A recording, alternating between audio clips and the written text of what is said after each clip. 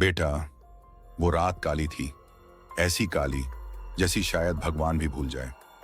ठंडी हवाएं चल रही थीं, कोहरा सड़क को निगल रहा था और उस वीरान हाईवे पर बस एक पीली बस भागी जा रही थी। मुंबई के एक स्कूल के बच्चों की बस थी वो, रायगढ़ से लौटते हुए। ड्राइवर था चंपक चाचा, 50 साल का, मगर आंखों में सैकड़ों कहानियां दबी थीं। बगल में बैठी थी रशियन सी गोरी मैडम, राजा मैडम।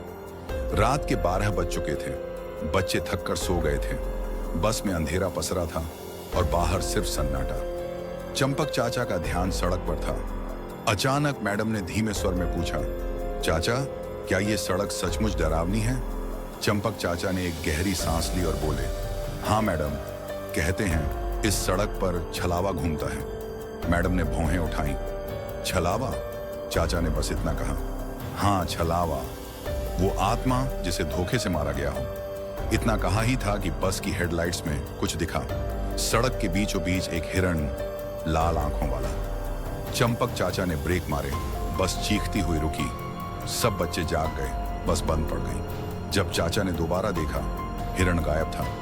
मैडम ने सोचा शायद भाग गया होगा, पर चाचा के माथे का पसीना कुछ और कह रहा था। बस फिर चली। सड़क के किनारे बोर्ड लिखा था, आधी रात को इस सड़क का इस्तेमाल न करें। पर अब देर हो चुकी थी। पीछे बैठे 2 लड़के, रांडू और अंडू, शरारती थे। उन्होंने चाचा से पूछा, छलावा क्या होता है? चाचा ने शीशे से देखा, धीमे बोले, वो आत्मा जो अंधेरे में फंसाती है, भटकाती है और फिर ले डूबती है। बेटा, बस आगे बढ़ती रही। रात और भी गहरी हो चली थी। तभी बच्चों ने जिद की, चाचा बस रोकिए, हमें नीचे जाना है। चाचा बोले, ठीक है, पर याद रखना, सड़क से कुछ मत उठाना। बस रुकी। कोहरे में घुली सड़क पर दोनों लड़के नीचे उतरे और तभी रांडू की नजर पड़ी एक अजीब सी गुड़िया पर। काला कोट, सफेद कमीज, मुस्कुराता जबड़ा और नीली आंखें। आंडू ने मना किया। चंपक चाचा ने कहा था कुछ मत उठाना, पर रांडू बोला, अरे यार, बेच देंगे, पैसे मिलेंगे। और उसने वो गुड़िया उठा ली। बस फिर चली। कुछ देर बाद चंपक चाचा ने देखा, सड़क के किनारे एक मक्के का खेत। वो जगह तो उन्हें याद थी, मगर सुबह वहां कुछ नहीं था। खेत में एक बिजूका खड़ा था, काला कोट, टोपी, झुका हुआ सिर। चाचा के हाथ कांप गए। वो जगह तो छलावे की थी। धीरे धीरे रांडू के बैग का वजन बढ़ने लगा। बैग भारी और भारी, जैसे कोई जिंदा चीज उसके भीतर सांस ले रही हो। चंपक चाचा के माथे से पसीना बहने लगा। अचानक सड़क के किनारे एक आदमी दिखा। वही काला कोट, वही टोपी, वही जूते। उसने बस को हाथ दिखाया, लिफ्ट मांगी। मैडम बोली, रुको चंपक चाचा, किसी की मदद करनी चाहिए। चाचा बोले, नहीं, वो आदमी नहीं है, वो छलावा है। बस गुजरी और वो आदमी पीछे अंधेरे में गायब हो गया। पर अब घड़ी रुक गई थी। सुइयां हिल नहीं रही थी। चंपक चाचा की आवाज कांपी, मैडम, हम छलावे के जाल में फंस गए हैं।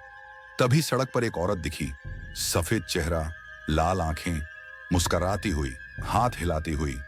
मैडम ने जिद की, रुको, उसे लिफ्ट दो। चाचा ने मना किया, वो औरत नहीं, वो मौत है। बस नहीं रुकी और वो औरत सड़क के बीच खड़ी हो गई। बस उसके आर पार चली गई, जैसे हवा में से निकल गई हो। बच्चों के दिल थम गए।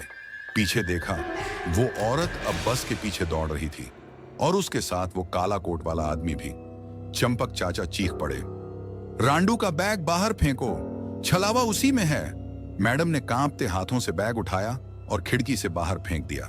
बैग जमीन पर गिरा, चैन अपने आप खुल गई और उस बैग से वही गुड़िया बाहर निकली, सीधी खड़ी हो गई, हंसने लगी। रांडू नाथ, आज बच गया तू, अगली बार नहीं बचेगा। बस आगे बढ़ती चली गई। कोहरे में गुम हो गई। सब बच गए, पर वो खिलौना वहीं रह गया। कई दिन बाद उसी सड़क पर एक गाड़ी गुजरी। एक परिवार बैठा था, माँ, बाप, बेटी। बेटी की गोद में वही गुड़िया थी और बेटा। उस गुड़िया ने दांत दिखाकर फिर मुस्कुराया। क्या तुमने कभी आधी रात को सुनसान सड़क पर किसी खिलौने को देखा है? तो याद रखना बेटा, हर मुस्कुराती गुड़िया मासूम नहीं होती। कुछ मुस्कानें मौत बुलाती हैं।